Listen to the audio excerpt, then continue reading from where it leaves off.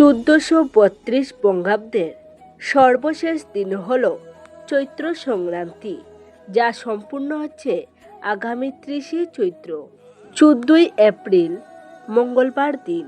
এরপরই শুরু নববর্ষ, বাংলা ক্যালেন্ডারের নতুন মাস বৈশাখ মাসের আগমন।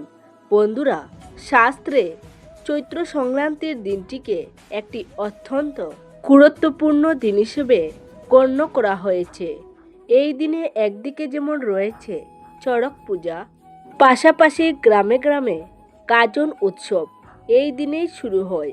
অন্যদিকে এই সংক্রান্তিতেই বিভিন্ন বাড়িতে শ্রী শ্রী সত্যনারায়ণের পূজাও সম্পূর্ণ হয়।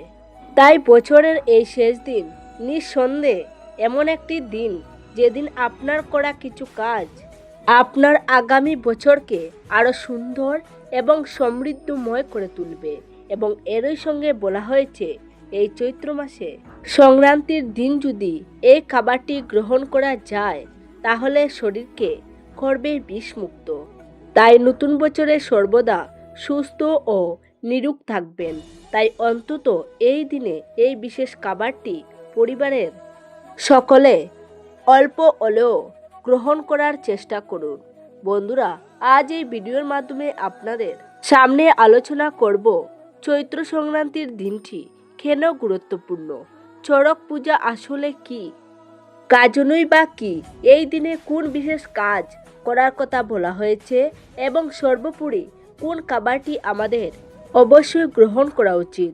দর্শক বন্ধুরা, এই ভিডিওটি আপনাকে সমৃদ্ধ করবে, তাই ভিডিওটি আপনারা শুরু থেকে শেষ পর্যন্ত মনোযোগ সহকারে দেখবেন। তো চলুন শুরু করা যাক আজকের আলোচনা। বন্ধুরা, বছরে যেদিন সূর্য যখন মীন রাশি থেকে মেষ রাশিতে প্রবেশ করে সেই দিনকে বলা হয় চৈত্র সংক্রান্তি। মূলত চৈত্র মাসের এই শেষ দিনকে বলা হয় চৈত্র সংক্রান্তি। এই দিনেই হয় চড়ক পূজা, অর্থাৎ বুড়ো ঠাকুরের পূজা, যাকে আমরা আদি শিবের পূজাও বলে থাকি। বন্ধুরা, এই দিনেই শিব ও কালীর মহামিলন সম্পূর্ণ হয়েছিল। সেই কারণে এই দিন ভক্তরা শিব শক্তির উপাসনায় নিজেকে নিয়োজিত করেন, আর একেই চড়ক পূজা বলা হয়। চড়ক পূজা আসলে শিব এবং কালীর প্রতীক। বন্ধুরা, শাস্ত্র অনুসারে এই চৈত্র সংক্রান্তির দিন কিছু কিছু বিষয় মেনে চলার কথা বলা হয়। প্রথমত বন্ধুরা, এই চৈত্র সংক্রান্তির দিন আমিষ খাবার খেতে বারণ করা হয়। এই দিনে নিরামিষ সাত্ত্বিক খাবার গ্রহণ করার কথা বলা হয়।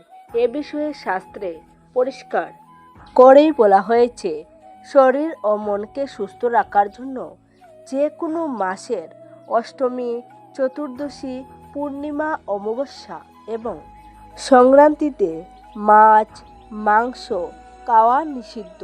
তাই বন্ধুরা, এই দিন অবশ্যই নিরামিষ সাত্ত্বিক আহার গ্রহণ করুন। এ বিষয়ে আপনারা নিশ্চয়ই জানেন যে এই দিন শাকান্ন ও পাচন খাওয়ার বিধি রয়েছে।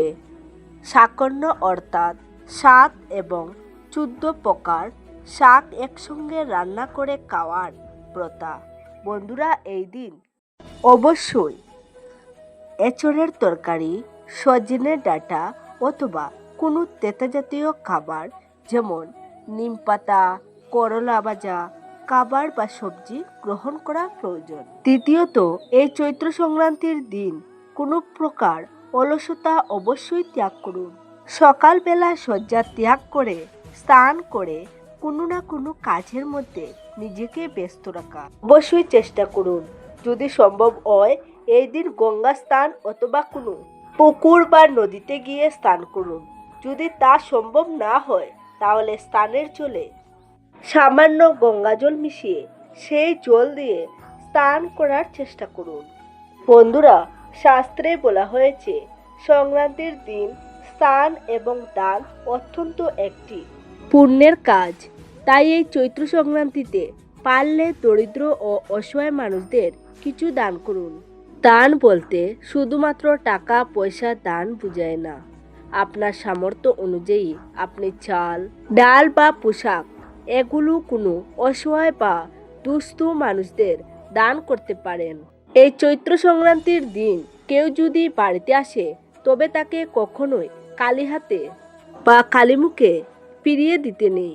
আমাদের সনাতন ধর্মে শুধু মানুষ নয়, পূর্ণিমা, অমাবস্যা বা সংক্রান্তির দিন নিরীহ অবলা প্রাণী বা পাখিদের খাওয়ানোর কথা বলা হয়েছে। এই দিন পাখিদের দানা শস্য দিন। গরু, কুকুর ইত্যাদি অবলা প্রাণীদের কিছু না কিছু খাবার দান করুন। দেখবেন নিঃস্বার্থভাবে করা আপনার এই দান পরম দান হিসেবে গণ্য হবে। বন্ধুরা, এই সংক্রান্তির দিন যেহেতু বছরের শেষ দিন, তাই এই দিন সব সময় মাথা ঠান্ডা রাখা উচিত। যতটা সম্ভব কম কথা বলা উচিত। মাথা ঠান্ডা রেখে সমস্ত পুজো পার্বণের নিয়ম আচার পালন করা উচিত। এই দিনে যদি আপনি কোনো বিষয়ে ক্রোধ প্রকাশ করেন বা কারোর সঙ্গে যদি ঝগড়া বা বিবাদ হয়, তাহলে আপনার মনে একটি কষ্ট সর্বদা থেকে যাবে। এই অশান্তি আপনি পরবর্তী বছরেও বয়ে নিয়ে বেড়াবেন। তাই যতটা সম্ভব এই দিন কখনোই মাথা গরম করবেন না। মাথা ঠান্ডা রেখে সমগ্র দিনটি পুজো অর্চনার মাধ্যমে কাটানোর চেষ্টা করবেন। বন্ধুরা, যেহেতু এই দিনটি চড়ক পূজা অর্থাৎ শিব ও শক্তির মহামিলনের দিন, তাই চেষ্টা করুন এই দিনে শিব শক্তির আরাধনা করতে, অর্থাৎ শিব দুর্গা বা শিবকালীর উদ্দেশ্যে।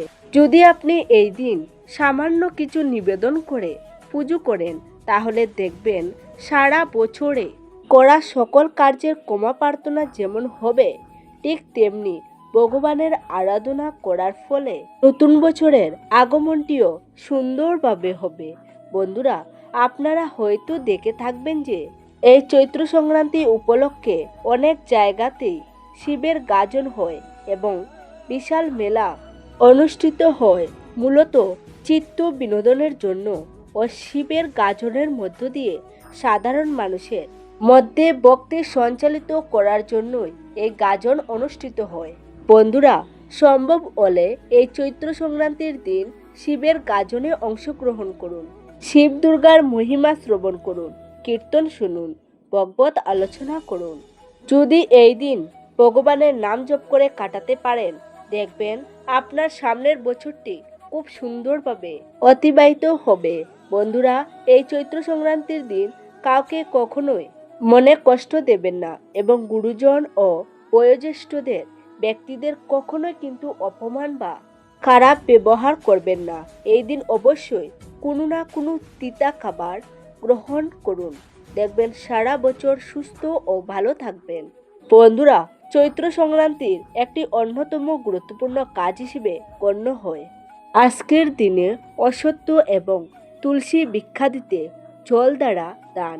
অর্থাৎ যদি আপনার বাড়ির আশেপাশে কোনো অশ্বত্থ বৃক্ষ থাকে বা আপনার বাড়ির যে তুলসী মঞ্চে যে তুলসী বৃক্ষটি রয়েছে তাতে সামান্য চিনি মিশ্রিত জল ধারণ করুন। বিষয়টি চৈত্র সংক্রান্তির একটি অত্যন্ত গুরুত্বপূর্ণ কাজ।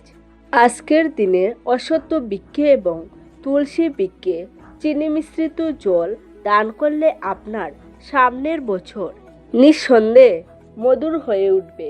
তাই এই দুই বৃক্ষে আজকের দিনে পারলে সামান্য চিনি মিশ্রিত জল দান করুন এবং একটি প্রদীপ প্রজ্বলন করুন।